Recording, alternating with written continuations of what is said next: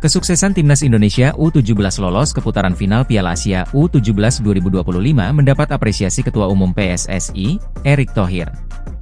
Erick pun berharap Garuda Muda bisa terus melaju hingga tampil di Piala Dunia U17.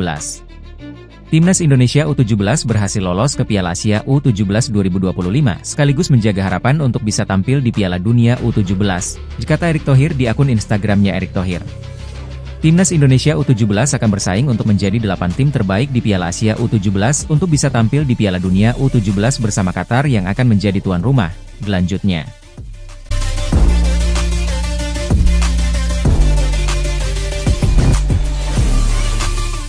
Timnas Indonesia U17 bermain imbang tanpa gol melawan Australia di Stadion Abdullah Al-Khalifa Al-Sabah, Kuwait. Namun, laga ini berjalan aneh hampir sekitar 30 menit kedua tim tidak saling melancarkan tekanan. Mengenai hasil pertandingan hari ini, jujur secara permainan saya malu sebagai pelatih tetapi sekali lagi ini yang harus kita terima, kita jalanin, ucapnya dalam rilis PSSI. Situasinya memang di setengah pertandingan saya mendengar kabar kalau kita seri aja bisa lolos, akhirnya kita buat secara taktikal sama. Kita buat coba defense di area sendiri dan di saat kita rebut bola kita lakukan counter attack, katanya melanjutkan. Tetapi kita bisa melihat Australia pun sama, saat punya bola tidak mau untuk menyerang kita, ucapnya.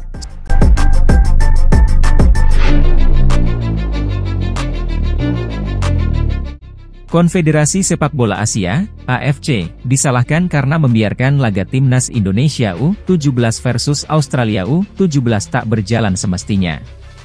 Salah satu masyarakat India di media sosial, 7 Negyasis, menilai kegagalan AFC membuat jadwal yang serentak sama saja mengizinkan laga membosankan Timnas Indonesia U17 versus Australia U17 terjadi.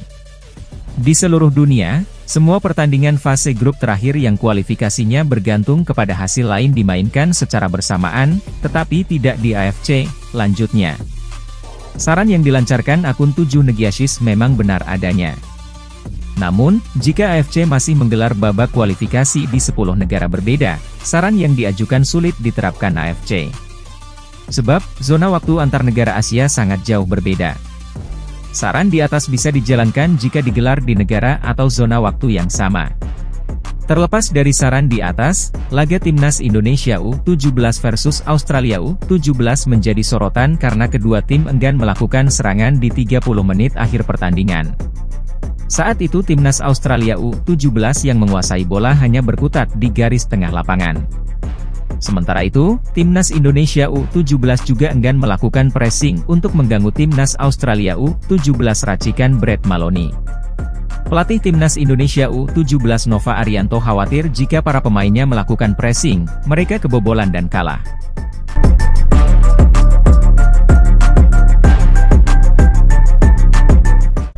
Anggota Exco PSSI, Arya Sinulinga, angkat bicara soal Timnas Australia U17 yang cuma passing-passing sejak menit 60 saat menghadapi Timnas Indonesia U17 di matchday pamungkas grup G kualifikasi Piala Asia U17 2025. Minggu 27 Oktober 2024 malam waktu Indonesia Barat. Arya mengatakan, Australia U17 melakukan strategi itu karena takut dengan Timnas Indonesia U17. Australianya takut nih sama Indonesia, kata Arya Sinulinga. Kan tadi serangan balik kita hampir semua menghasilkan gol.